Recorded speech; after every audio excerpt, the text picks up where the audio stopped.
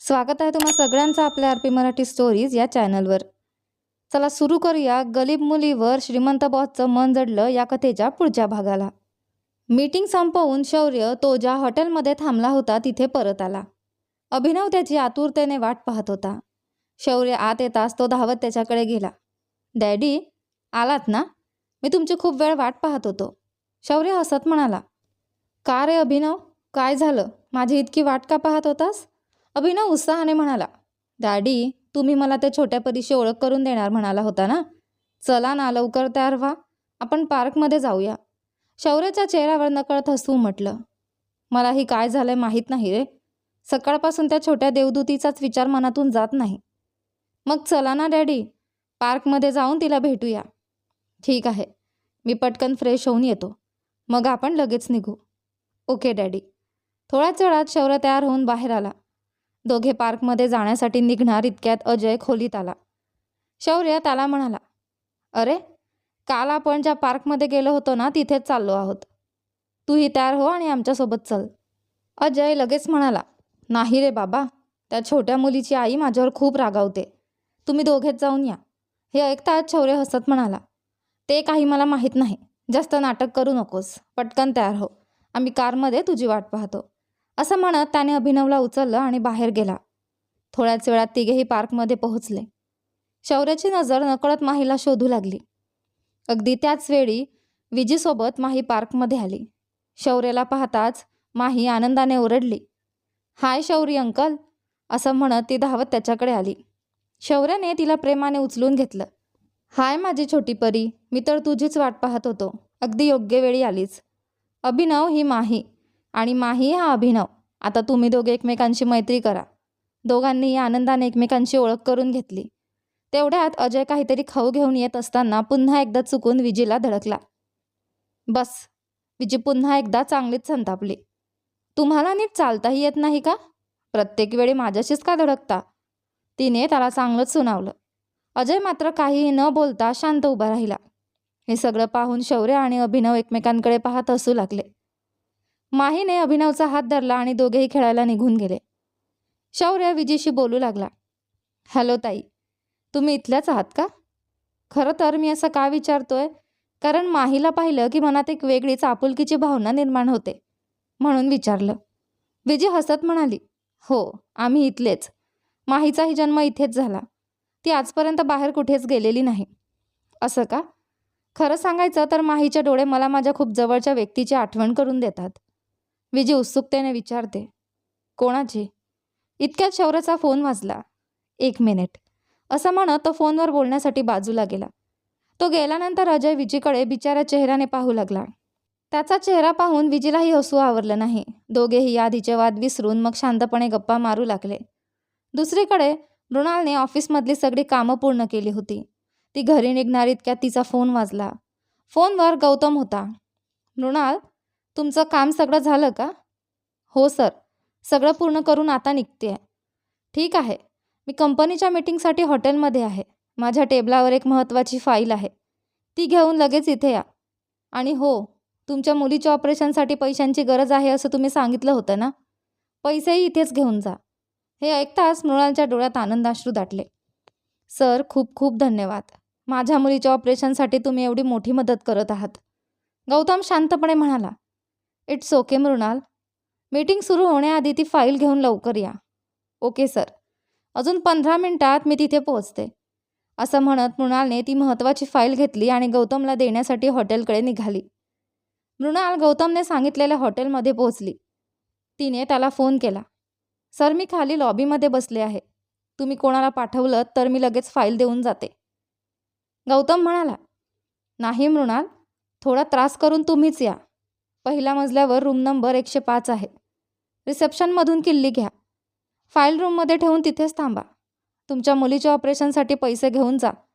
मी फक्त 5 मिनिटात येतो. ठीक आहे सर. त्याने सांगितल्याप्रमाणे मृणालने फाईल रूममध्ये ठेवली आणि त्याची वाट पाहू लागली. अवघ्या 2 मिनिटात गौतम तिथे आला. काय मृणाल, खूप वेळ वाट पाहावी लागली का? सॉरी. नाही सर, मी आत्ताच आले. ही घ्या सर फाईल. गौतमने फाईल घेतली. मग त्याने आपल्या सुटकेसमधून 15 लाख रुपये काढून टेबलावर ठेवले. मृणाल, हे पैसे तुमच्या मुलीच्या ऑपरेशनसाठी आहेत, घ्या. इतके पैसे पाहून मृणालच्या डोळ्यात आनंदाश्रू दाटले. तिने हात जोडले. खूप खूप धन्यवाद सर. मी ओव्हरटाईम करून कितीही वर्ष लागली तरी तुमचे हे पैसे परत करेन. गौतमच्या ओठांवर एक विकृत हास्य उमटलं. हो मृणाल, मलाही ह्याच उत्तराची अपेक्षा होती. पण हा ओव्हरटाईम ऑफिसमध्ये नाही, माझ्या फार्म हाऊसमध्ये करायचा आहे. ते तुला चालेल ना? मृणालला क्षणभर त्याच्या शब्दांवर विश्वासच बसला नाही. सर, काय बोलताय तुम्ही? तो निर्लज्जपणे म्हणाला. काय मृणाल, काहीच समजत नाही असं नाटक करतेस? इतके पैसे तू आयुष्यभर नोकरी केलीस तरी फेडू शकणार नाहीस. म्हणून मी जेव्हा जेव्हा बोलावेन तेव्हा तेव्हा तू माझ्या फार्म हाऊसवर यायचं आणि मला खुश करून जायचं. जर मान्य असेल तर हे पैसे घे. हे ऐकताच मृणालच्या डोळ्यात संताप उसळला. तिने क्षणाचाही विलंब न करता त्याच्या गालावर जोरदार चापट मारली. छी, नीच माणसा, काय घाणेरड्या गोष्टी बोलतोयस? तुझ्याकडे नोकरी केली म्हणजे तू मला विकत घेतलंस असं वाटतं का? तुझे पैसेही नकोत आणि तुझी नोकरीही नको, असं म्हणत ती बाहेर पडू लागली. पण गौतमने तिचा हात जबरदस्तीने पकडून तिला मागे ओढलं. काय ग, फार पवित्रता असल्यासारखं बोलतेस? एका मुलीची आई आहेस, पण तिचा बाप कोण आहे हे कोणालाच माहीत नाही. इतके पैसे कोणी फुकट देणार नाही. शहाणपणाने माझं म्हणणं ऐक आणि पैसे घे. मृणालचा राग अनावर झाला. छी, तुझ्यासारख्या घाणेरड्या माणसाला माझ्या मुलीच्या जन्माबद्दल सांगण्याचीही माझी इच्छा नाही. ती खऱ्या प्रेमाची निशाणी आहे. तुझ्यासारख्या नीच माणसांना ते कधीच समजणार नाही. काय म्हणालीस? मला नीच म्हणतेस? रागाच्या भरात त्याने तिला पलंगावर ढकललं. तो तिच्यावर झेपावला आणि तिचे कपडे फाडू लागला. मृणाल मोठ्याने रडत ओढत स्वतःची सुटका करून घेण्याचा प्रयत्न करत होती. पण त्या नराधमाला तिच्या अश्रूंची, तिच्या आक्रोशाची काहीच पर्वा नव्हती. दुसरीकडे पार्कमध्ये माही आणि अभिनव आनंदाने खेळत होते. अचानक माहीला चक्कर आली आणि ती बेशुद्ध होऊन खाली कोसळली. हे पाहताच विजी, शौर्य आणि अजय तिघेही घाबरले. त्यांनी लगेच तिला उचललं. माहीची प्रकृती आधीपासूनच कशी आहे हे विजीला माहीत असल्यामुळे तिने शौर्याला तिला तातडीने रुग्णालयात घेऊन जाण्यास सांगितलं.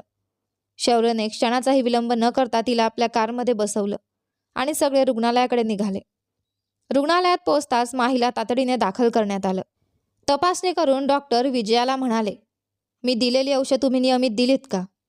मुलीच्या मेंदूकडे जाणाऱ्या रक्तप्रवाहात अडथळा निर्माण होत आहे, म्हणूनच तिला पुन्हा बेशुद्धी आली आहे.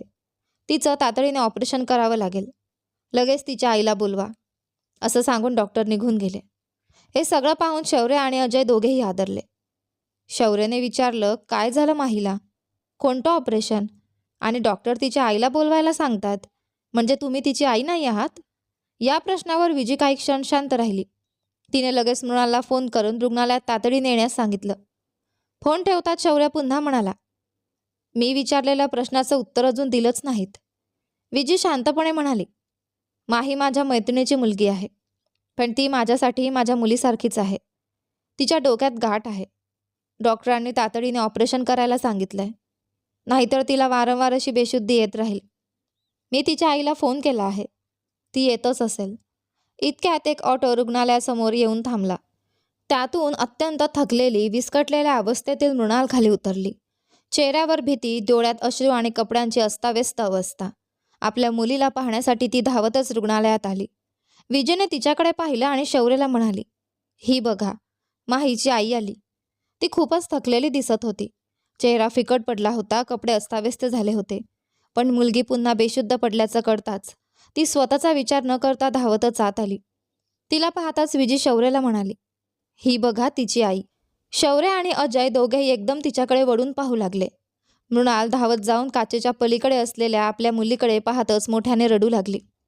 शौर्याची नजर तिच्यावर पडताच तो अक्षरशः जागच्या जागी थिजून उभा राहिला. मृणाल विजीशी बोलण्यासाठी वळली, पण तिथे शौर्य आणि अजय उभे असल्याचं पाहताच तिच्या अंगात भीतीची लहर पसरली. तिचं संपूर्ण शरीर थरथर कापू लागलं. तेवढ्यात डॉक्टर बाहेर आले. मुलीचं तातडीने ऑपरेशन करणं गरजेचं आहे. पैशांची व्यवस्था झाली असेल तर लगेच जमा करा, आम्ही ऑपरेशन सुरू करतो. हे ऐकताच मृणालच्या डोळ्यांतून अश्रूंचा पूर वाहू लागला. विजयने काळजीने विचारलं, काय झालं ग? पैशांची व्यवस्था झाली नाही का? शौर्याने कोणताही विलंब न करता अजयकडे पाहून सांगितलं. अजय, जा, लगेच पैसे भरून ये. अजयने एक शब्दही न बोलता जाऊन सगळी रक्कम भरली. शौर्य मात्र पूर्ण वेळ शांत उभा होता. मृणालला रडताना पाहून अजयचं मन हेलावलं. त्याने शौर्यकडे पाहिलं, पण शौर्याच्या चेहऱ्यावर कोणतीही भावना नव्हती. फक्त डोळ्यात धगधगता राग दिसत होता. सुमारे 1 तास ऑपरेशन सुरू होतं.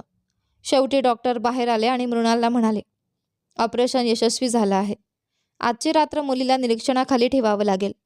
उद्या सकाळी तिला शुद्ध आली की तुम्ही भेटू शकता. हे सांगून डॉक्टर निघून गेले. विजयने सुटकेचा निश्वास टाकत शौर्यला म्हटलं, सर, योग्य वेळी मदत केल्याबद्दल तुमचे खूप खूप आभार. पण शौर्यने तिच्या बोलण्याकडे लक्षही दिलं नाही. तो सरळ मृणालसमोर जाऊन उभा राहिला. त्याचा चेहरा पाहताच मृणाल भीतीने 2 पावलं मागे सरकली. शौर्यने थंड आवाजात विचारलं, मुलीचं वय किती आहे?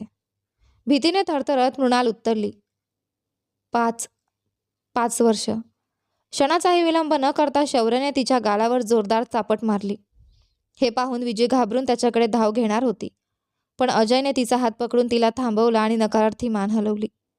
शौर्य संतापाने ओरडला, सांग, माझ्या स्वतःच्या मुलीला माझ्यापासून इतकी वर्ष लपवून ठेवलंस? तिच्या जीवाला धोका निर्माण झाला तरी एकदाही माझी आठवण आली नाही का तुला? असं म्हणत त्याने दुसऱ्या गालावरही थप्पड मारली. त्या धक्क्याने मृणाल बेशुद्ध झाली आणि थेट शौर्याच्या अंगावर कोसळली. तिला सावरताना त्याच्या नजरेस तिचे फाटलेले कपडे पडले. क्षणात त्याच्या चेहऱ्याचा रंग बदलला. त्याने घाईघाईने डॉक्टरांना बोलावलं. डॉक्टरांनी मृणालवर उपचार सुरू केले. ती अजूनही बेशुद्ध अवस्थेत होती. शौर्य तिच्या पलंगाशेजारी येऊन बसला. त्याची नजर सतत तिच्यावरच खिळून होती. त्याच्या डोळ्यात आता केवळ राग नव्हता, तर वेदना, अपराधीपणा आणि संताप यांचं वादळ उसळलं होतं. तपासणी करून डॉक्टर बाहेर आले आणि शौर्याला गंभीर स्वरात म्हणाले, कोणीतरी यांच्यावर जबरदस्ती करण्याचा प्रयत्न केला आहे. आम्ही त्यांना इंजेक्शन दिलं आहे. त्यांना पूर्ण विश्रांतीची गरज आहे. उद्या सकाळी शुद्धीवर येतील. कृपया त्यांची नीट काळजी घ्या. डॉक्टर निघून गेल्यानंतर शौर्याने संतापाच्या भरात बाजूच्या भिंतीवर जोरात मूठ मारली. स्वतःला 5 वर्षांची मुलगी आहे हेही त्याला माहीत नव्हतं आणि आता त्याच्यासमोर त्याच्या पत्नीवर कोणीतरी अत्याचार करण्याचा प्रयत्न केला होता. या दोन्ही गोष्टींचा विचार करताच त्याचा राग अनावर झाला. विजय हळूच अजयजवळ आली. म्हणजे शौर्य सरच माहीचे बाबा आहेत? अजयने शांतपणे होकारार्थी मान हलवली. विजयने काही क्षण शौर्य आणि मृणालकडे पाहिलं आणि मग शांतपणे लहान माहीच्या वार्डमध्ये निघून गेली. दुसऱ्या दिवशी सकाळी सूर्याची कोवळी किरणं खिडकीतून आत आली. मृणालने हळूहळू डोळे उघडले. तिने आजूबाजूला नजर फिरवली. तिच्या पलंगाजवळच्या खुर्चीत शौर्य बसलेला होता. रात्रभर जागाच राहिल्यामुळे त्याचा डोळा लागला होता, पण त्याचा एक हात अजूनही मृणालच्या पलंगाजवळ घट्ट टेकलेला होता. मृणाल बराच वेळ शांतपणे शौर्याकडे पाहत राहिली. काही क्षणांनी शौर्याचे डोळे उघडले. तिची नजर स्वतःवर खेळलेली पाहून तो सावध झाला. इतक्यात विजय धावत आत आली. मृणाल, माहीला शुद्ध आली आहे. हे ऐकताच शौर्य आणि मृणाल दोघेही घाईघाईने मुलीच्या वाढकडे धावले. बेडवर पडलेली छोटी माही आईला पाहताच हळूच हसली. आई? तिचा तो अशक्त आवाज ऐकताच मृणाल स्वतःला आवरू शकली नाही. ती मुलीला मिठी मारून ढसाढसा रडू लागली. लहान माहीने मग शौर्यकडे पाहिलं आणि निरागसपणे म्हणाली, शौरी अंकल. हे ऐकताच विजी तिच्या जवळ बसली आणि प्रेमाने म्हणाली, माही बाळा, तू नेहमी विचारायचीस ना, माझे बाबा कुठे आहेत? हेच तुझे बाबा आहेत, शौर्य बाबा. आता यापुढे त्यांना अंकल नाही, बाबा म्हणायचं, बरं का? विजीचं बोलणं ऐकून छोट्या माहीच्या चेहऱ्यावर आश्चर्य उमटलं. तिने हसत आपलं छोटंसं बोट शौर्याकडे पुढे केलं. शौर्याने थरथरत्या हाताने तिचं छोटंसं बोट अलगद पकडलं. त्या क्षणी त्याच्या डोळ्यांतून वाहणारे अश्रू थेट मुलीच्या नाजूक हातावर पडले. हे दृश्य पाहून मृणालच्या डोळ्यातही पाणी आलं. आपण बाप लेकीला इतकी वर्ष एकमेकांपासून दूर ठेवलं, किती मोठी चूक केली हा विचार तिच्या मनाला पोखरून गेला. शौर्य हळूच पुढे सरकला. त्याने प्रेमाने आपल्या मुलीच्या कपाळावर चुंबन घेतलं. छोटी माही त्याच्याकडे पाहत गोड हसली आणि पहिल्यांदाच त्या शब्दाने त्याला हाक मारली, बाबा. तो एकच शब्द शौर्याच्या आयुष्यातील सगळ्यात अनमोल क्षण ठरला. त्याचे डोळे पुन्हा भरून आले. त्याने मुलीचा छोटासा हात आपल्या गालावर टेकवला आणि भावनांनी भारावून गेला. त्या क्षणी जणू जगात बाकी काही उरलंच नव्हतं. एकीकडे अनेक वर्षांनी आपल्या बाबांना मिळालेली निरागस मुलगी, दुसरीकडे स्वतःच्या अस्तित्वाचा तुकडाच आज पहिल्यांदा बाबा म्हणत हाक मारत होता. त्या क्षणाने तिघांच्याही आयुष्यात एक नवीन सुरुवात लिहून ठेवली. तेवढ्यात रुग्णालयातील टीव्हीवर मंद स्वरात एक हिंदी गाणं वाजू लागलं आणि त्या प्रसंगाला आणखी भावुक करून गेलं. तू जो मिला तो हो गया सब हासिल. त्या गाण्याच्या प्रत्येक ओळीत शौर्याच्या मनातल्या भावना जणू शब्दरूप घेत होत्या. तो मनोमन एकच प्रार्थना करत होता, देवा, आता माझ्या बायकोला आणि मुलीला माझ्यापासून कधीच दूर करू नकोस. स्वतःच्या रक्ताचा अंश, आपल्या जीवापेक्षाही प्रिय असलेल्या मुलीला अशा अवस्थेत पहिल्यांदाच भेटावं लागलं. हा विचार शौर्याच्या मनाला असह्य वेदना देत होता. त्याने रागाने मृणालकडे पाहिलं. तेवढ्यात डॉक्टरांनी लहान माहीची तपासणी करून बाहेर येत सांगितलं, मुलीच्या मेंदूतली गाठ आम्ही यशस्वीपणे काढली आहे. पुढचे 3 महिने तिची विशेष काळजी घ्या. अजून 2 दिवस तिला निरीक्षणाखाली ठेवावं लागेल. ठीक आहे डॉक्टर, शौर्य शांतपणे म्हणाला. तो हळूच जाऊन मुलीच्या पलंगाजवळ बसला. रात्रभर रुग्णालयात झोपलेला अभिनव उठून शौर्याजवळ आला. डॅडी, या छोट्या परीला काय झालंय? अभिनवच्या तोंडून डॅडी हा शब्द ऐकताच मृणालची नजर नकळत शौर्याकडे वळली. शौर्याने स्वतःला सावरत अभिनवला जवळ घेतलं. काही नाही रे बाळा, माहीला थोडा ताप आला होता, म्हणून डॉक्टरांनी तिला काही दिवस आराम करायला सांगितलं आहे. तू अजय अंकलसोबत हॉटेलमध्ये जाऊन फ्रेश होऊन ये. मग तो अजयकडे वळून म्हणाला, अजय, अभिनवला घेऊन जा. ठीक आहे. अजय अभिनवला घेऊन बाहेर पडणार इतक्यात रुग्णालयासमोर एक पोलीस जीप येऊन थांबली. 2 पोलीस अधिकारी आत आले. रिसेप्शनवर चौकशी करून ते थेट मृणालजवळ आले. तुमचं नाव मृणाल आहे का? हो, मीच. आम्ही तुम्हाला अटक करत आहोत. हे ऐकताच शौर्य हादरला. मृणालने वेदनांनी भरलेल्या नजरेने त्याच्याकडे पाहिलं.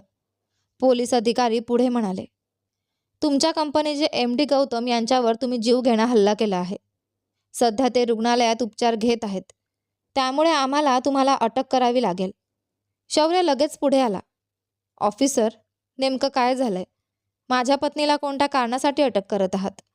अधिकारी गंभीर आवाजात म्हणाले, तुमच्या पत्नीने मुलीच्या ऑपरेशनसाठी कंपनीचे MD गौतम यांच्याकडे पैशांची मागणी केली होती. त्यांनी पैसे देण्यास नकार दिला होता.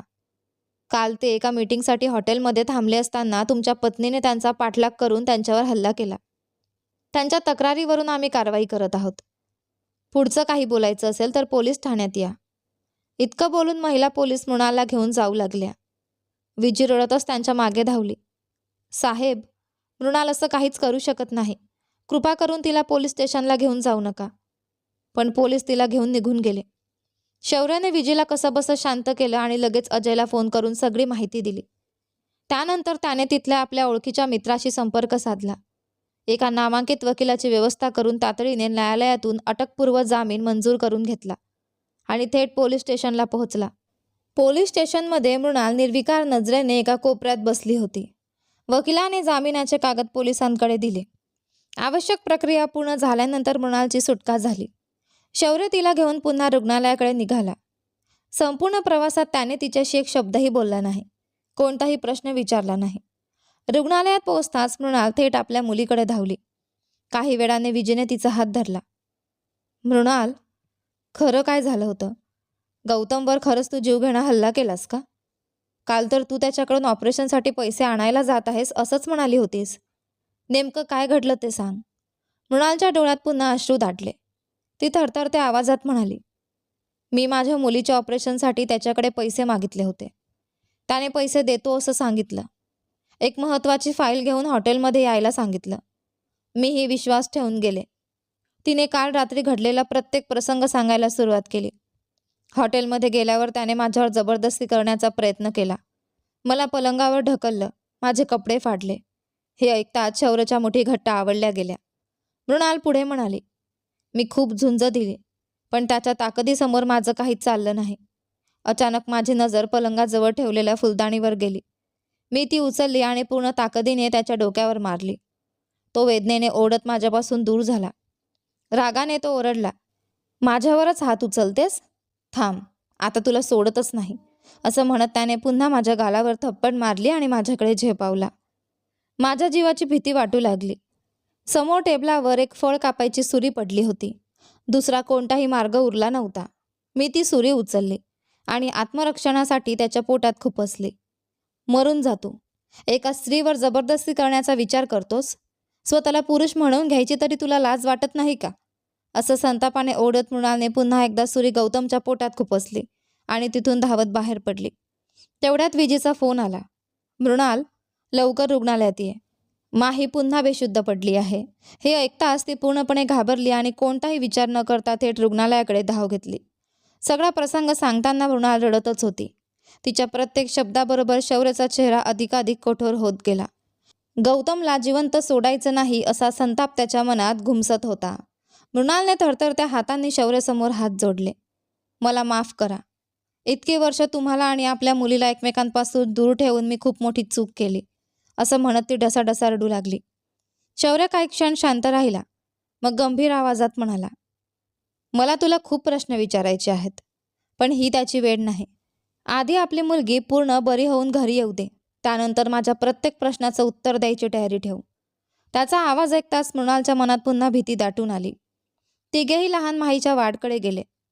त्यांना पाहताच माहीने हसत आपले दोन्ही हात शौर्याकडे पुढे केले. शौर्य तिच्या पलंगावर जाऊन बसला. लहान माही निरागसपणे विचारू लागले, बाबा, तुम्ही मला इतकी वर्ष भेटायलाच का नाही आलात? तुम्हाला मी आवडत नाही का? हा प्रश्न ऐकताच शौर्याच्या डोळ्यात पुन्हा पाणी आलं. त्याने एक कटाक्ष मृणालकडे टाकला आणि मग मुलीला जवळ घेत म्हणाला, अगं वेडाबाई, तू तर माझा जीव आहेस. या जगात मला सर्वात जास्त कोण आवडत असेल तर ती फक्त माझी माही आहे.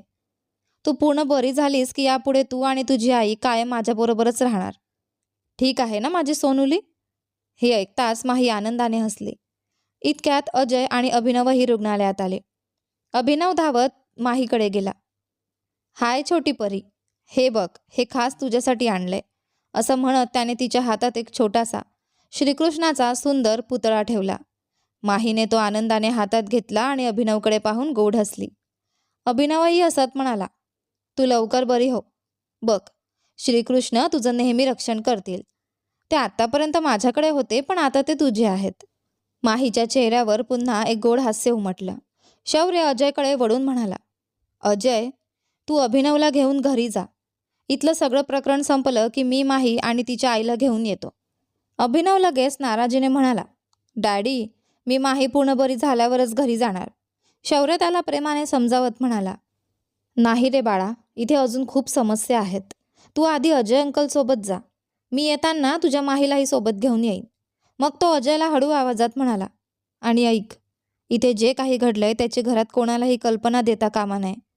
मृणाल भेटली आहे हेही कुणाला कळू देऊ नकोस. ठीक आहे, मी काहीच सांगणार नाही.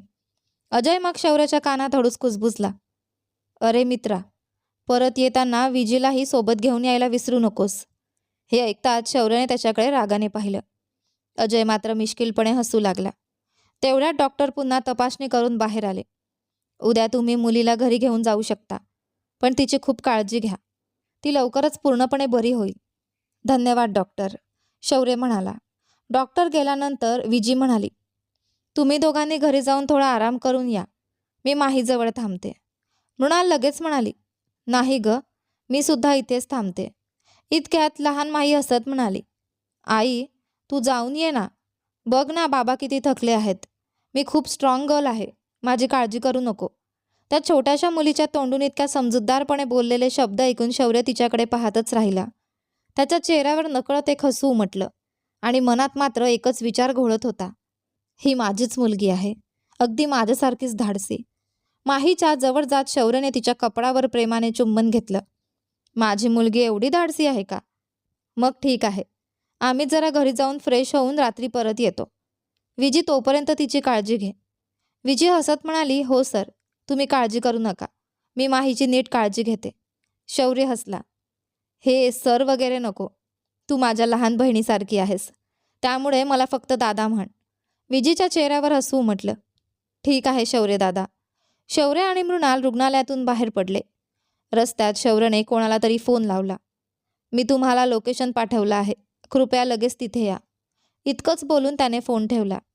कारमध्ये काही क्षण शांतता पसरली होती. शेवटी मृणालने धीर करून विचारलं, ऐका, घरी सगळे कसे आहेत? शौर्याने तिच्याकडे पाहिलं सुद्धा नाही. तो रागाने समोर पाहत गाडी चालवत राहिला.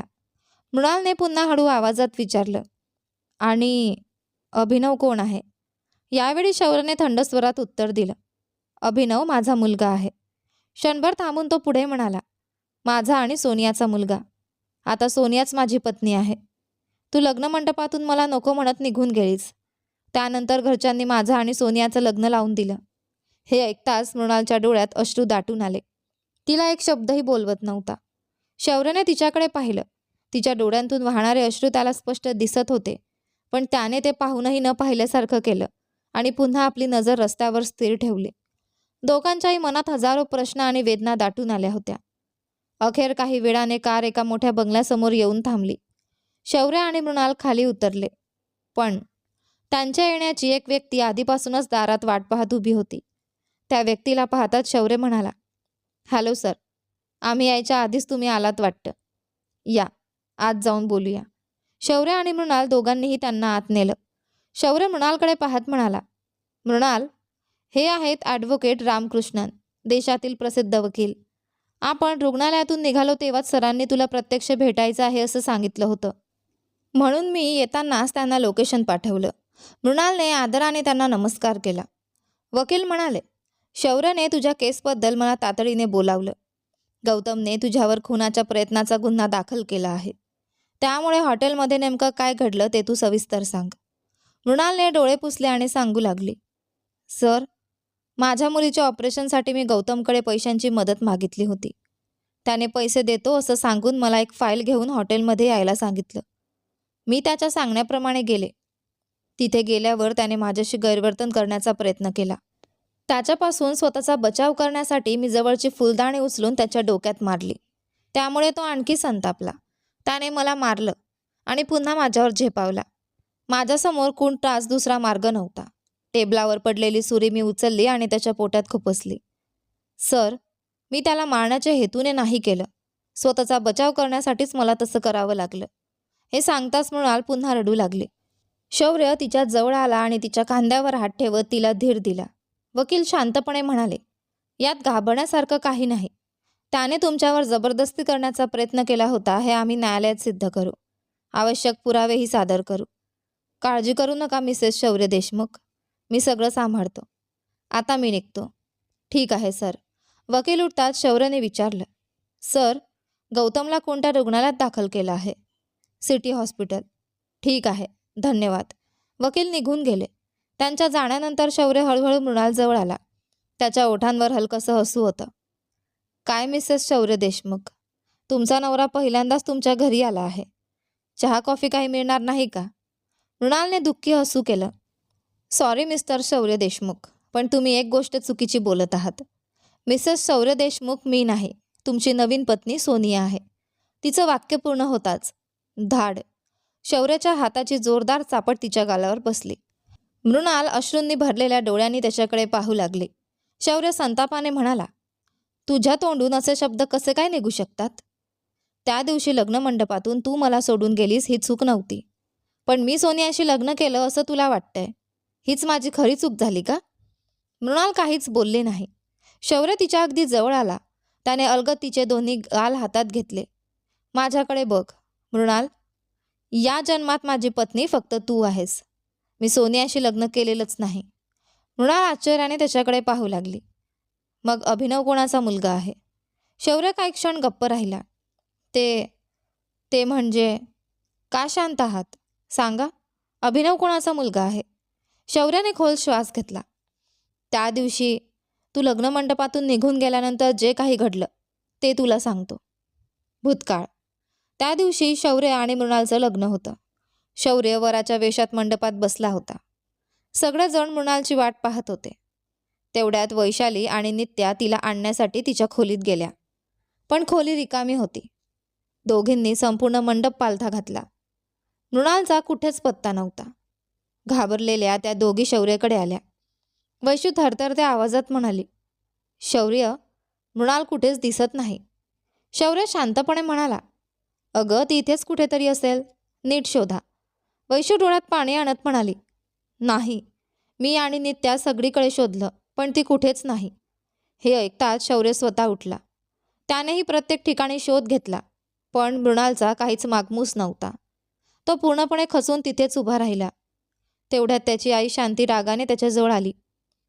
पाहिलंस ना शौर्य, कुत्र्याला किती स्वच्छ ठेवलं तरी शेवटी ते रस्त्यावरच जातं. तसंच त्या मुलीचं झालं. तिने आपल्या संपूर्ण कुटुंबाची अब्रू धुळीला मिळवली. असं म्हणत शांती मृणालच्या घरच्यांकडे वळली. काय, काहीच माहिती नाही असं नाटक करता आहात? तुमची मुलगी कुठे पळून गेली ते सांगा. मृणाल मंडपात नसल्याचं कळताच तिची आई मोठ्याने रडू लागली. तेवढ्यात समीर पुढे येत म्हणाला, आई, खरंच आम्हालाही काहीच समजत नाही. तिने असं का केलं हे आम्हालाही माहीत नाही. शांती संतापाने ओरडली. वा, काय अभिनय करता तुम्ही? तुमची मुलगी लग्न मंडपातून पळून जाते आणि तुम्हाला काहीच माहिती नाही? हे आम्ही मानावं? आधी या मंडपातून बाहेर पडा, नाहीतर मी स्वतः मनगटाला धरून बाहेर काढेन. तेवढ्यात राजेंद्र देशमुख पुढे आले. ते शांतीला शांत करत म्हणाले, शांती, असं का बोलतेस? मृणाल इथे नाही यासाठी तिच्या घरच्यांना दोष का देतेस? त्यांची काय चूक आहे? त्यांच्याशी असं अपमानास्पद वागण्याची गरज नाही. तुम्ही आधी शांत बसा. नेहमी तिचीच बाजू घेत राहिलात. म्हणूनच आज आपल्या मुलाच्या आयुष्याची ही अवस्था झाली आहे. पण मी माझ्या मुलाची आणखी बदनामी होऊ देणार नाही. आज, आत्ताच, याच मंडपात माझा मुलगा शौर्यचं लग्न सोनियासोबत लावून देणार आहे. सोनिया, इकडे ये. येऊन मंडपात बस. शांतीचं बोलणं ऐकताच सोनियाच्या चेहऱ्यावर आनंद पसरला. ती लगेच मंडपात येऊन बसली. पण त्या क्षणी शौर्य उठून उभा राहिला. शांतीने आश्चर्याने विचारलं, काय झालं शौर्य? का उठलास? बस आणि सोनियाच्या गळ्यात मंगळसूत्र बांध. शौर्याने ठाम आवाजात उत्तर दिलं. नाही आई, या जन्मात माझी पत्नी फक्त मृणाल आहे. तिच्याशिवाय मी दुसऱ्या कोणाशी लग्न करू शकत नाही. सॉरी सोनिया. हे बोलून तो सरळ मंडपातून खाली उतरला. शांती रागाने त्याच्या मागे ओरडत होती. अरे, जिने तुला नाकारलं तिच्यासाठी अजूनही जीव तोडतोयस? आणि जी मुलगी मनापासून तुझ्यावर प्रेम करते तिलाच नाकारून चाललायस? पण शौर्यने तिचा एकही शब्द कानावर घेतला नाही. तो निराश मनाने तिथून निघून गेला. सोनिया आणि सिद्धार्थ दोघेही संतापून बसून राहिले. सिद्धार्थ मनातच चिडून म्हणाला, छे, इतक्या मेहनतीने मृणालला दूर केलं तरी सगळा प्लॅन फसला. मंडपातून निघून गेलेला शौर्य त्या रात्री घरीच परतला नाही. सागर आणि अजयचे मित्र त्याचा शोध घेत होते. शेवटी त्यांना तो एका बारमध्ये पूर्ण नशेत सापडला. योगायोगाने सोनियाही त्याच बारमध्ये दारू पीत बसली होती. तिच्या मनात मृणालबद्दल प्रचंड द्वेष घुसमत होता. नशा चढल्यानंतर ती बारमधून बाहेर आली. पार्किंगमध्ये तिला शौर्य जमिनीवर पडलेला दिसला. ती डगमगत त्याच्याजवळ गेली. त्याला उठवण्याचा प्रयत्न केला पण तो पूर्ण बेशुद्ध होता. तिने कसंबसं त्याला आपल्या कारपर्यंत आणलं आणि थेट स्वतःच्या घरी घेऊन गेली. घरी पोचल्यावर तिने त्याला बेडवर झोपवलं. नशेतच ती त्याच्याशी बोलू लागली. अरे शौर्य, आज जर तू माझ्याशी लग्न केलं असतंस तर आज आपली पहिली रात्र असती. आपण दोघं असं वेगळं राहून दुःखी नसतो. आय लव्ह यू, असं म्हणत ती त्याच्यावरच कोसळली. पण शौर्य मात्र अर्ध्या बेशुद्ध अवस्थेतही मृणाल, मृणाल असंच तिचं नाव घेत राहिला. झोपेतच तो वल्ला आणि सोनियाच्या छातीवर डोकं ठेवून झोपून गेला. दुसऱ्या दिवशी सकाळी शौर्याचे डोळे उघडले. समोरचं दृश्य पाहून तो हादरून गेला. तो लगेच उठून सोनियापासून दूर झाला. सोनिया, मी इथे कसा आलो? सोनियाने मुद्दाम लाजल्याचा अभिनय करत उत्तर दिलं.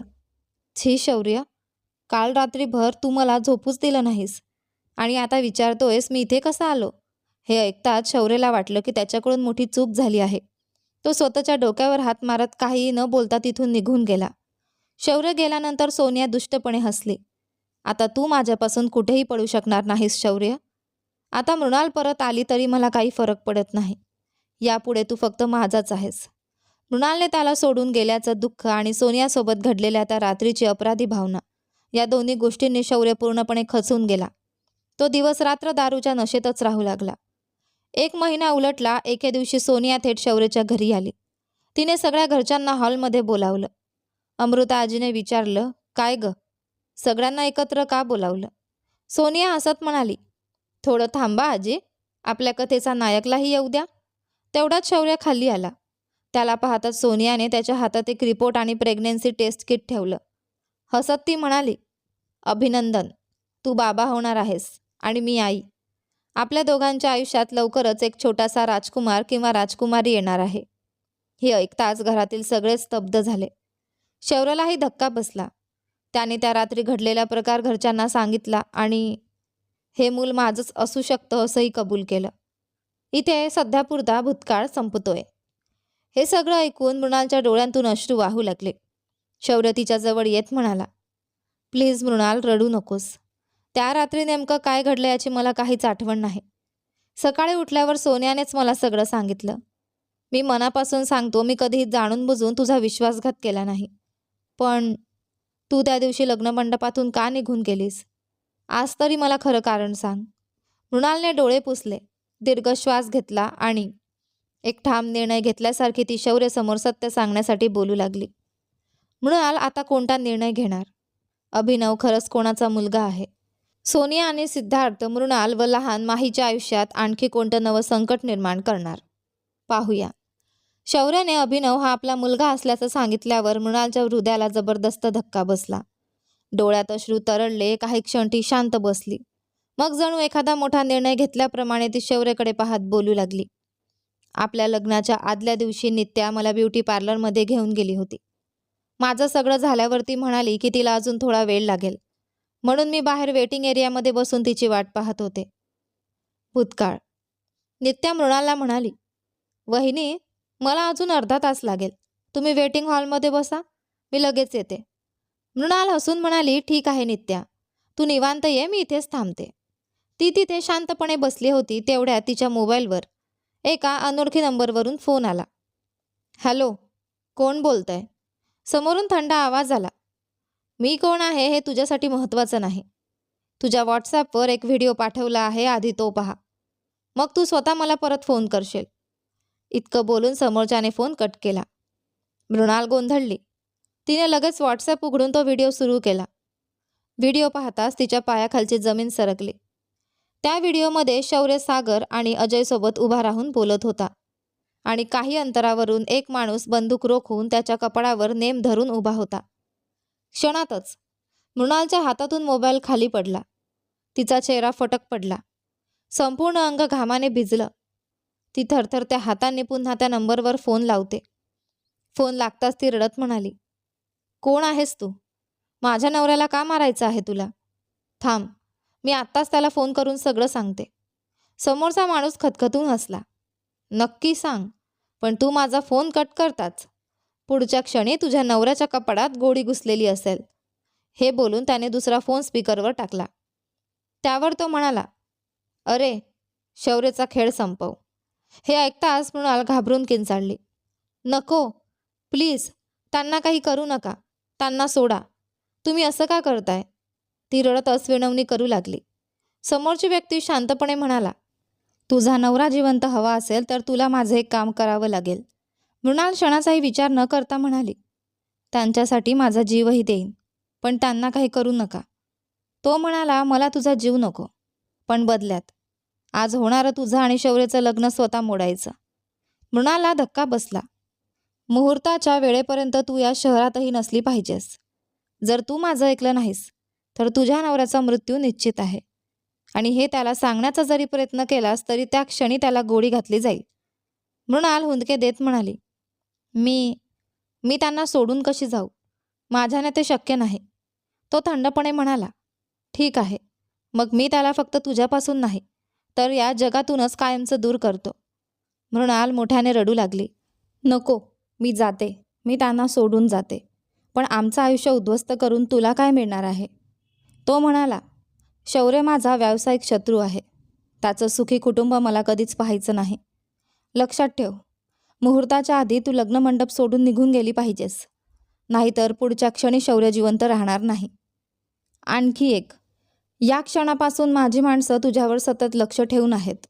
जर कुणालाही काही सांगण्याचा प्रयत्न केलास तर बोनस म्हणून तुझा मामा समीर आणि हो, तो सोबतीचा विक्रम यालाही संपवू. समजलं? इतकं बोलून त्याने फोन कट केला. फोन ठेवताच त्याच्या चेहऱ्यावर एक दुष्ट हास्य उमटलं. तो दुसरा तिसरा कोणी नसून सोनियाचा मोठा भाऊ सिद्धार्थ होता. तो मनात म्हणाला, मृणाल, तुला शौर्यापासून वेगळं करून त्याच मुहूर्तावर माझ्या बहिणीचं शौर्याशी लग्न लावून देतो की नाही ते बघ. इकडे मृणाल भीतीने पूर्णपणे हादरली होती. तिचा चेहरा पांढरा फटक झाला होता. ती भान हरपून तशीच उभी होती. तेवढ्यात नित्या तिच्या जवळ आली. काय वहिनी, आत्ताच स्वप्नात हरवलात का? काय?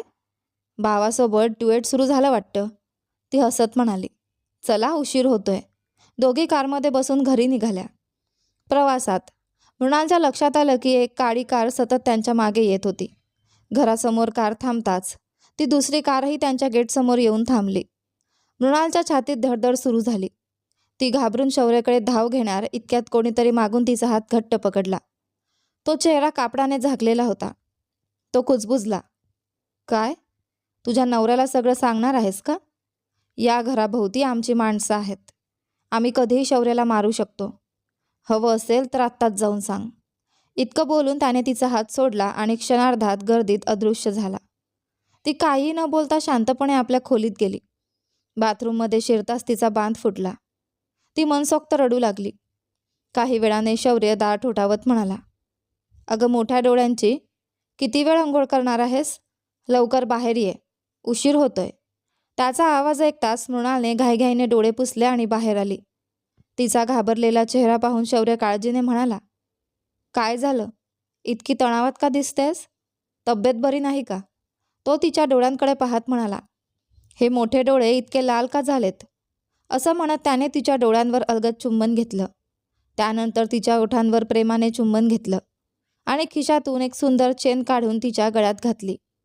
हळूच हसत तो म्हणाला, अगं मोठ्या डोळ्यांची, आय लव्ह यू. त्याच्या प्रत्येक प्रेमळ कृतीने मृणालच्या डोळ्यांतून अश्रू वाहू लागले. शौर्याने तिचा चेहरा हातात घेत विचारलं, अगं पुन्हा का रडतेस? भीतीने गप्प झालेल्या मृणालने फक्त काही नाही अशी मान हलवली. शौर्य खटाळपणे हसला. मग चल, आपण दोघं पुन्हा एकत्र अंघोळ करूया, असं म्हणत त्याने तिचा हात धरला.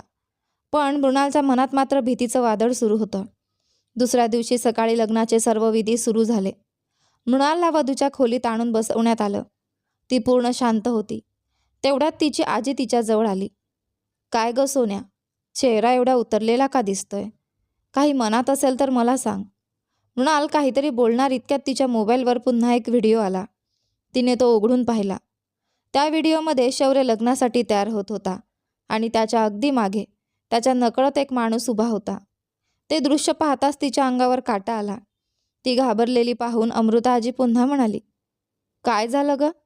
मृणाल कसंबसं स्वतःला सावरत म्हणाली, काही नाही आजी, थोडं टेन्शन आलं होतं. आजी प्रेमाने तिच्या डोक्यावरून हात फिरवत म्हणाली, कशाचीही काळजी करू नकोस.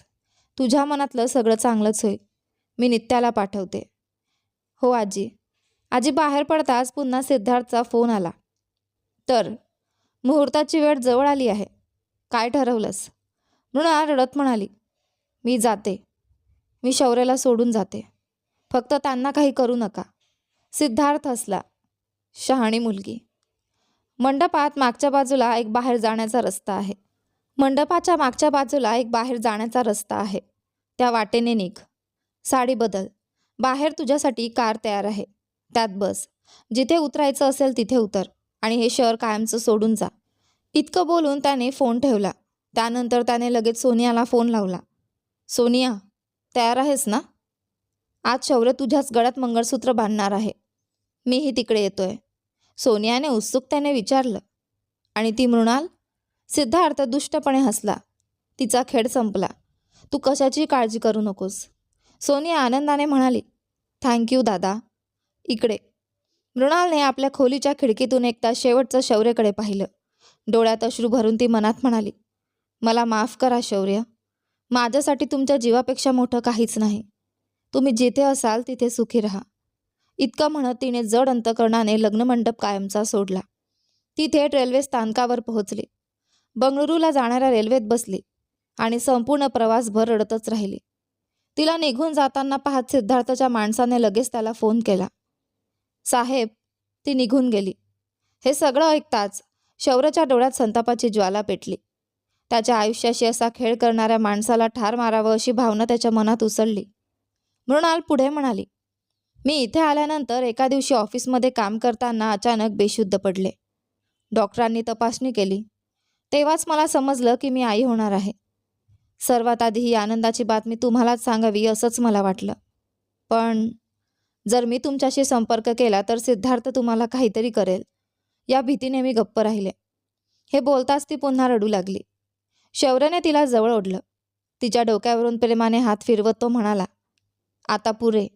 यापुढे तू कधीही रडायचं नाही.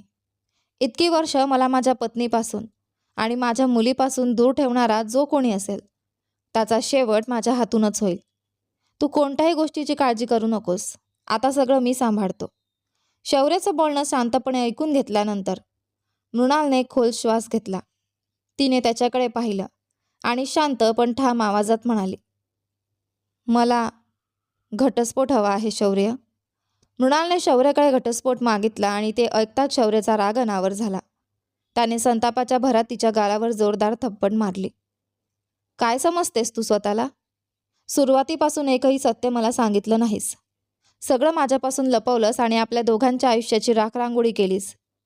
आत्ताच तर मला तू आणि आपली मुलगी परत मिळाल्याचा आनंद झाला होता, पण त्या क्षणी तू पुन्हा एक नवीन वाद उभा केलास. मृणाल डोळ्यात अश्रू आणत म्हणाली, नाही शौर्य, तुम्ही त्या मुलाला तुमचा मुलगा आहे असं सांगितलं. उद्या अचानक त्याला कळालं की तुम्ही माहीचेही बाबा आहात, तर त्याच्या मनावर खूप मोठा आघात होईल. जाणीवपूर्वक असो किंवा नकळत, सोनिया तुमच्या आयुष्यात आली आहे. आम्ही दोघी इतकी वर्ष एकट्याच राहिलो आहोत. आम्हाला एकटं राहायची सवय झाली आहे. तुम्ही सोनियाशी लग्न करा आणि आनंदाने जगा, पण कृपया मला घटस्फोट द्या. सौरचा संताप आणखी वाढला. यापुढे या विषयावर एक शब्दही बोलायचा नाही. उद्या सकाळी तू आणि आपली मुलगी घरी माझ्यासोबत येणार आहात आणि यानंतर मला सोडून जाण्याचा विचार जरी केलास तर मग मी माणूस राहणार नाही. इतकं बोलून तो संतापाने तिथून निघून गेला. त्याच्या जाण्यानंतर मृणाल हुंदके देत रडू लागली. मला माफ करा शौर्य, मी असं बोलायला नको होतं. शौर्यने गाडी सुरू केली आणि थेट त्या रुग्णालयात पोहोचला जिथे गौतम दाखल होता. आधी खोलीसमोर उभा राहून काचेच्या खिडकीतून त्याच्याकडे पाहत राहिला. नंतर शांतपणे आत गेला. शौर्याला पाहताच गौतमने विचारलं, कोण आहात तुम्ही? शौर्य शांत आवाजात म्हणाला, तुमच्या कुटुंबातील ओळखीचाच माणूस समजा, पण हे सांगा तुमची ही अवस्था कशी झाली?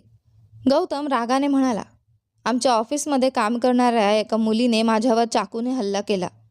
तिच्याविरुद्ध मी तक्रार केली आहे. आतापर्यंत ती तुरुंगात गेली असेल. असं का? पण तुमच्या ऑफिसमधली मुलगी अचानक तुमच्यावर हल्ला का करेल? तुम्ही तिच्यासोबत काय केलं होतं? गौतम चिडून म्हणाला, हॅलो, तुम्ही कोण आहात? उगाच माझी चौकशी का करताय? मला आधीच खूप वेदना होत आहेत. कृपया बाहेर जा. नर्स, नर्स, कुणी आहे का? शौर्य हलकंसं हसला. मिस्टर गौतम, मी फक्त एकच प्रश्न विचारला आणि तुम्ही एवढे अस्वस्थ झालात? बरं, मी कोण आहे ना? ज्या मुलीने तुमच्यावर हल्ला केला ती माझी पत्नी आहे. माझं नाव शौर्य देशमुख. मी राजेंद्र देशमुख ग्रुप ऑफ कंपनीचा MD आहे. हे ऐकताच गौतमच्या चेहऱ्यावर भीती स्पष्ट दिसू लागली. शौर्यने आपल्या कोटातून पिस्तूल काढली आणि ते थेट गौतमच्या कपाळावर रोखलं. माझ्या बायकोने तुला मारण्याचा प्रयत्न केला होता, पण मी तुला खरंच संपवून टाकेन. माझ्या बायकोवर हात टाकायची हिंमत झालीच कशी तुझी? तो ट्रिगर दाबणार इतक्यात गौतम घाबरून म्हणाला, मला मारलं तर पोलीस तुम्हालाच अटक करतील. मग तुम्ही आणि तुमची बायको दोघेही तुरुंगात संसार कराल. हे ऐकून शौर्य हसायला लागला. तो त्याच्या अगदी जवळ गेला आणि म्हणाला, एकदा बाहेर बघ. गौतमने बाहेर पाहिलं. दरवाजाबाहेर 2 माणसं उभी होती. शौर्य पुन्हा म्हणाला, मी तुला मारल्यानंतर ही दोघं पोलिसांना सांगतील की जुन्या वैरातून कुणीतरी तुझा खून केला. इतका वेळ मी शांतपणे बोलत होतो कारण त्या दिवशी नेमकं काय झालं हे मला तुझ्याच तोंडून ऐकायचं आहे. असं म्हणत त्याने मोबाईलमध्ये व्हिडिओ रेकॉर्डिंग सुरू केली. गौतम तुच्छतेने म्हणाला, त्या मृणालने मला कसं बोलावलं होतं माहिती आहे का? तो वाक्य पूर्ण करण्याआधीच शौर्यने त्याच्या तोंडावर जोरदार ठोसा मारला. त्याच्या तोंडातून रक्त वाहू लागलं. शौर्य संतापाने गर्जला, माझ्या मृणालबद्दल माझ्यासमोर एक शब्द जरी चुकीचा बोललास तर जिवंत ठेवणार नाही. पुन्हा त्याने पिस्तूल त्याच्या कपाळावर रोखलं. हे पाहून गौतम पूर्णपणे घाबरला. साहेब, प्लीज मला सोडा. तुम्ही सांगाल तसं सगळं करतो. शौर्याने हळूहळू पिस्तूल खाली केलं. माझ्या पत्नीबद्दल माझ्यासमोरच घाणेरडं बोललास. तुला जिवंत सोडलं तर मी तिचा योग्य नवरा कसा म्हणून घेऊ? आता मी सांगतो तसं त्या दिवसाचं संपूर्ण सत्य कॅमेऱ्यासमोर सांग. भीतीने थरथरत गौतमने त्या दिवशी घडलेली प्रत्येक गोष्ट खरीखुरी सांगितली. शौर्याने त्याचा संपूर्ण कबुली जबाब व्हिडिओमध्ये रेकॉर्ड करून घेतला. साहेब, मी सगळं खरंखुरं सांगितलं ना, आता कृपा करून मला सोडा. गौतम भीतीने थरथरत म्हणाला. शौर्याने त्याच्याकडे कटाक्ष टाकला आणि बाहेर उभ्या असलेल्या 2 माणसांना नुसताच इशारा केला. त्यानंतर तो शांतपणे तिथून निघून गेला. शौर्य बाहेर पडताच ते दोघे गौतमच्या खोलीत शिरले. आपलं काम पूर्ण करून शौर्य गाडीतून परत येत असतानाच त्याचा फोन वाजला. फोन सुरेशचा होता. हॅलो शौर्य, अजूनही तुम्ही बंगळुरूमध्येच आहात का? मला मृणालबद्दल एक महत्त्वाची गोष्ट सांगायची आहे. शौर्य हसत म्हणाला, सुरेश, मी माझ्या मृणालला शोधून काढलं आहे. ही बातमी सांगायला तुम्हाला खूप उशीर झाला. सुरेश गंभीर स्वरात म्हणाला, शौर्य, तुमच्याच आयुष्याभोवती घडलेल्या अनेक गोष्टी तुम्हाला अजूनही माहिती नाहीत. त्या सगळ्या मला तुम्हाला सांगायच्या आहेत. तुम्ही परत कधी येत आहात? उद्या सकाळच्या फ्लाईटने मुंबईला येतोय. पण आधी सांगा, तुम्ही नेमकं काय शोधून काढलं? सुरेशने त्याने गोळा केलेली प्रत्येक माहिती शौर्याला सविस्तर सांगितली. ते सगळं ऐकून शौर्य पूर्णपणे हादरून गेला. क्षणभर तो काहीच बोलू शकला नाही. यानंतर मुंबईत पोहोचण्यापूर्वी कोणकोणती कामं करून ठेवायची त्याबद्दल त्याने सुरेशला काही सूचना दिल्या आणि फोन ठेवला. फोन संपताच तो थेट मृणालकडे निघाला. मृणालने शौर्यसाठी जेवण बनवून ठेवलं होतं. त्याचबरोबर रुग्णालयात दाखल असलेल्या विजीसाठी लागणाऱ्या सर्व वस्तूही तिने एका पिशवीत व्यवस्थित भरून ठेवल्या होत्या. शौर्य घरात शिरताच मृणाल प्रेमाने म्हणाली, या, आधी जेवून घ्या, मग आपण लगेच हॉस्पिटलला जाऊ. पण शौर्य तिच्याकडे एकटक पाहतच उभा राहिला. थोड्या वेळाने तो शांत आवाजात म्हणाला, मृणाल, थोड्या वेळापूर्वी तू माझ्याकडे काय मागितलं होतंस? घटस्फोट ना? ती काहीच बोलली नाही. शौर्य पुढे म्हणाला, मी त्याबद्दल खूप विचार केला. स्वतःचं आयुष्य दुसऱ्या स्त्रीसाठी सोडून द्यायला तयार होशील इतकं मोठं मन तुझं आहे, हे मला आज कळलं. तो काही क्षण थांबला. म्हणून मीही एक निर्णय घेतलाय. मृणालच्या हृदयाची धडधड वाढली. शौर्य तिच्या डोळ्यात पाहत म्हणाला, मी तुला घटस्फोट द्यायचं ठरवलं आहे. हे शब्द ऐकताच यावेळी हादरण्याची पाळी मृणालवर आली. तिच्या चेहऱ्यावरचा रंगच उडाला. तिच्या डोळ्यात अश्रू दाटून आले आणि ती अवाक होऊन शौर्याकडे पाहतच राहिली. शौर्याने मी तुला घटस्फोट देतो असं म्हटल्यावर मृणालच्या डोळ्यात अश्रू दाटून आले. ती वेदनांनी भरलेल्या नजरेने त्याच्याकडे पाहत राहिली. शौर्य म्हणाला, काय झालं? ठीक आहे ना? घटस्फोट तर तूच माझ्याकडे मागितला होतास. मृणालने काही न बोलता हलकेच मान डोलावली. शौर्य पुढे म्हणाला, ठीक आहे, मी तुला घटस्फोट देईन, पण माझ्या काही अटी आहेत. त्या तुला मान्य असतील तर मी आत्ताच घटस्फोटाच्या कागदांवर सही करतो. मृणालने अश्रू पुसत विचारलं, काय अटी आहेत? शौर्य शांतपणे म्हणाला, घटस्फोटानंतर आपली मुलगी माझ्यासोबतच राहील. मृणाल निशब्द झाली. तो पुन्हा म्हणाला, थांब, अजून माझ्या अटी संपलेल्या नाहीत. घटस्फोटानंतर मुलीची पूर्ण जबाबदारी मी घेईन. तुला हवं असेल तर आमच्यासोबत राहून तिची काळजी घे. त्यामुळे तुलाही माहीसोबत राहता येईल आणि मलाही. हे ऐकताच मृणालने त्याच्याकडे रागाने पाहिलं. शौर्य लगेच हसत म्हणाला, अगं अशी काय रागाने बघतेस? तू मागितलंय ते काही गुळ शेंगदाण्याची चिक्की नाही, घटस्फोट आहे. तो इतक्या सहज मिळणार नाही. उद्या सकाळी आपण आपल्या घरी जाणार आहोत. तयार राहा. मृणालने संकोचाने विचारलं, मी तिथे कशी जाऊ? शौर्याने मिश्किल हसत उत्तर दिलं, का? तुला तुझ्याच सासरी बोलावतोय, दुसरीकडे कुठे नाही. मृणालने दीर्घ श्वास घेतला. ठीक आहे, येते. आता या, आधी जेवून घ्या. शौर्य लगेच म्हणाला, अगं वेडाबाई, तुझ्या हाताने जेवून किती वर्ष झाली माहीत आहे? आपला संसार सुरू होण्याआधीच तू मला सोडून गेलीस. मी जेवेन, पण एक अट आहे, तू मला स्वतःच्या हाताने भरवायचं. मृणालने लगेच नकार दिला. काय? भरवायचं? ते काही होणार नाही. जेवायचं असेल तर बसा, नाही तर राहू द्या. शौर्यने लगेच मोबाईल काढला आणि व्हिडिओ कॉल करून विजीला फोन लावला. त्याने माहीशी बोलायला सुरुवात केली. माझी माही, तू आईला काय सांगितलं होतंस? बाबांची नीट काळजी घे असं ना? पण तुझी आई माझी अजिबात काळजी घेत नाहीये ग. हे ऐकताच माहीने लगेच आईला सांगितलं, आई, बाबांची नीट काळजी घे, नाहीतर मी औषध खाणार नाही. मृणाल काही बोलणार इतक्यात, माही, तुझे बाबा. पण माहीनेच तिचं बोलणं तोडलं. काही ऐकायचं नाही. इतक्या दिवसांनी बाबा आपल्याला भेटायला आले आहेत. त्यांची नीट काळजी घे, असं म्हणत तिने फोन ठेवला. मृणालने रागाने शौर्यकडे पाहिलं.